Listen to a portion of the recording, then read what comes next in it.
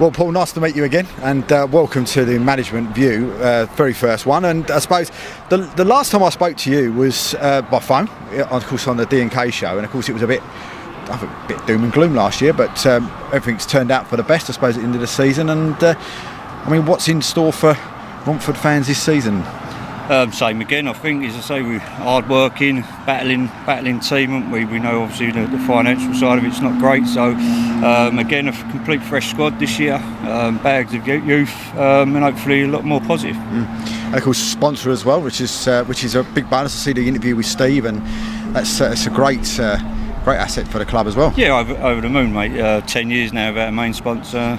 Sat there for 4 hours last night printing it all up on the kits and everything to get it done. But yeah, listen, it makes the boys feel more welcome, and it makes us look more professional, you know. And as I say, pitch is looking fantastic here as well. So yeah, everything's looking good, and hopefully it'll still stay the same after 5 o'clock. So I mean, are you hoping for a more settled period of time, or do you expect exactly the same with what you've had previous years, where you get a player play really well for you for a couple of weeks, and all of a sudden someone comes along and takes him away? Yeah, well, that's something we can't do nothing. That's out of our hands. Everyone knows we ain't got no money, so as soon as someone we find a little gem and they do well, and then someone's going to come in and take them, you know. But we've broke the squad down for 20 this year, so we want to try and keep everyone. But we know we've already got 2 players going out on trial in the next couple of weeks to Reading, and one's ready to sign for a pro form. So we are finding the right personnel, but obviously it's trying to keep them. But listen, at the end of the day, everyone knows over the years what we've been doing. We are a feeder club, and if you look at all the names we've progressed over the years, that's what I get my buzz out of football for. Be in the conference, wouldn't you, if you had all them still with you?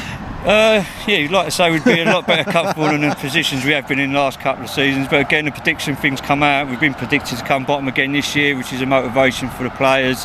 And like I said, if I can keep this 20-man squad this year, I think we'd be well more than comfortable and well be able to compete. But as I say, within 3 weeks you might lose 2 or 3 or 4, you know, and then I've got to rebuild again. So that's probably the frustrating side for me on that side of it. But I love my football, and that's what I'm here for. Tough start as well, though.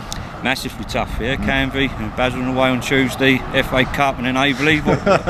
Couldn't get no easier, could it? But listen, at the end of the day, I'm very confident, very positive this year. We're going to take a new route on how to perform and how to manage the players in the change rooms, because we have got a lot of youngsters in there. I think we've got 4 17-year-olds, a 16-year-old in there. So we've got to know how to manhandle them, and we've just got to make sure we deal with them in the right manner, and hopefully give them the confidence they can give us. Different type of playing service to East Thurrock, though?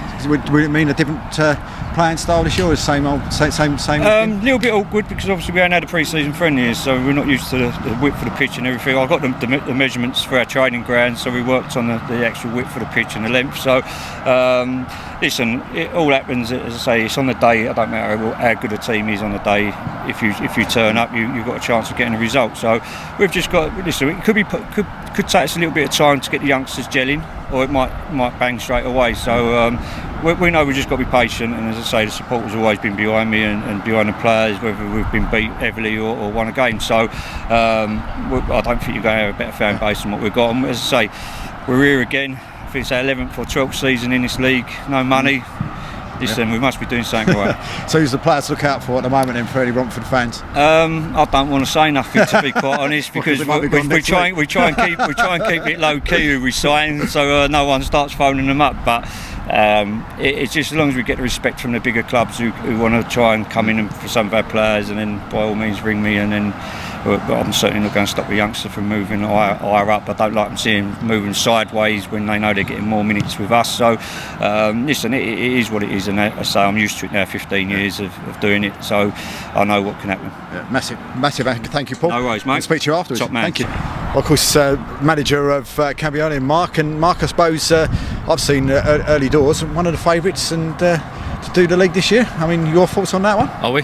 Okay. Listen, we set our sights high, but I'm sort of under no illusion. We were 20-25 points short last year of the playoffs, so we were in a bit of a transition period as well. We've got a brand new squad, really. Only about 4 or 5 from last year are here. So, but pre-season's been positive. So we just got to make sure we hit the ground running.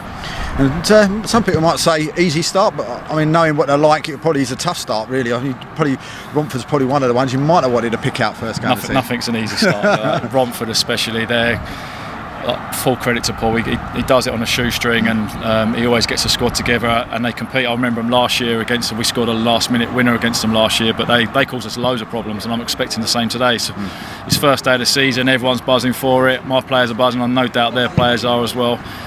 It's going to be a very difficult game. Just looking at the surface, we look like we've got a nice surface. And it always seemed to me to be a real sort of tough physical side. I mean, I remember him coming down to Arlo and everybody expecting Arlo to walk all over him, and it's never the case. It was always probably one of the toughest games of the year, but they are a very physical but very, very good side. Yeah, definitely. Yeah, like I say, the manager will set standards there. He's a big lad as well. Look at the expectations of him. He's obviously he's going to demand that work rate from the boys. And at any level of football, that's the basics of football. Work hard and compete, and that's what I said to my players today. That be ready for a battle, because this ain't no walkover. But listen, if we do things right, if we match them for that work rate, heart rate, and all that kind of stuff, we talk about the basics of football, then we have got a little bit of quality in the side that can finish a game. So what's the aspirations for Canvey this season? Is it playoffs? Is it automatic promotion? Listen, I don't want to go into. I know where I want to be. I certainly want to be in around the playoffs and competing. I don't want our season to filter out like it did last year, because you can't do anything with the players then. So I say the boys in there will keep that quiet where we want to be. But for the club our size, which everyone talks about, that we need to be up the next level, and that's not me disrespecting anyone else. No. But if we do things right, and the squad I've built, maybe need to add one or two more maybe. But listen, we're ready to go. We've had a good pre-season, and now it's time to start now. Well, I know last year, I mean, even with me and Keith on the show every week, sometimes we was expecting, I must admit, Canvey to be right up there sort of fighting for the league, and it sort of didn't happen last year. Was that as much as being sort of coming down the season before? Was that a bit of a cultural shock being in there again amongst those?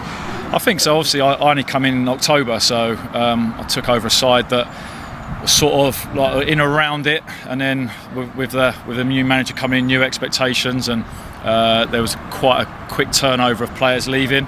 Whether that was me, I won't take it too personally, but I try to set standards that you go and work hard, and you need to earn your right to play for this football club. And in my opinion, I don't think some players were hitting those levels last year. And I remember January last year, we went 6 unbeaten, won 5 out of 6 games, and then we lost the next 11. And that, for the same squad, it doesn't make sense to me. In my opinion, we only won probably about 6 games at home. So that's something we need to address. We've won 4 pre-season games at home already this year. So listen, we know what we're up against. Every side wants to beat Canvey Island because of our history and stuff. So it's down to me to make sure our mentality's right. I think we've got some lads with strong mentalities this year. Of course, the pressure must be on you as well, I suppose, fan-wise as well, with the fact of, should we say, the noisy neighbours as well? Yeah, cool. Listen, fair play to we've got not just Concord, you've got Bowers as well, who are close to us, and they're flying high as well. So we're not going to worry about anyone else. So I'll take the pressure off the players, and I'll support them as much as I can. In the day, it's a game of football, and I want to win more than anyone. So it's a long season. Hopefully, come end of April, we'll be up there. Listen, Mark, thanks for joining us, and speak to you afterwards. No problem. Thanks, Mark. Thank you.